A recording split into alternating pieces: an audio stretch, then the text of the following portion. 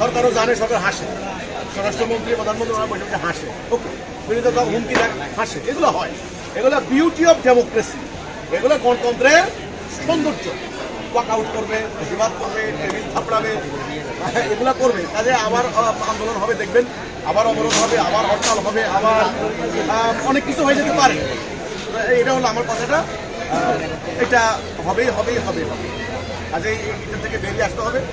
বেরিয়ে আসার জন্য আমাদেরকে একটা প্রক্রিয়া অবলম্বন করতে হবে। পুরো সহিংসতার আশঙ্কা করেন কিনা আপনি? সহিংসতা হবেই।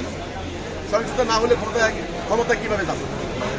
গণতন্ত্রের রাজনীতিতে যেগুলি চলে, আপনি দেখেন, আমি এখন নিরপেক্ষ কথা বলছি, আমরা যারা ইসলাম নিয়ে কাজ করি, আমাদের মনে হয় যেন আমরা মহাপাপ করেছি।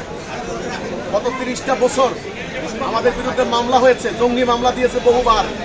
কোনো অন্যায় করি নাই, কোনো আইন ভঙ্গ করি নাই, কোনো অন্যায় করি নাই, একটা অন্যায় করি নাই, একটা আইন ভঙ্গ করি নাই, কোনো পুলিশের গায়ে একটা ঢিল মারি নাই, ফেসবুকে আমার সদস্যরা কাউকে একটা গালি দেয় নাই। কিন্তু আমরা ইসলামের কথা বলি, আমগরে জঙ্গি ট্যাগ লাগাইছে।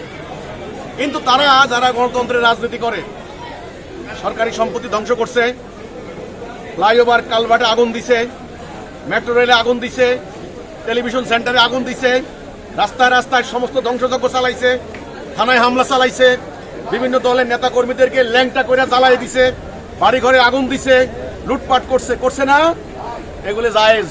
এরাই আবার এমপি হয়ে যাচ্ছে, তারাই আবার মাননীয় স্পিকার বলে কথা বলছে, তাদেরকে আবার পুলিশ স্যালুট দিচ্ছে, গার্ড অব অনার দিচ্ছে।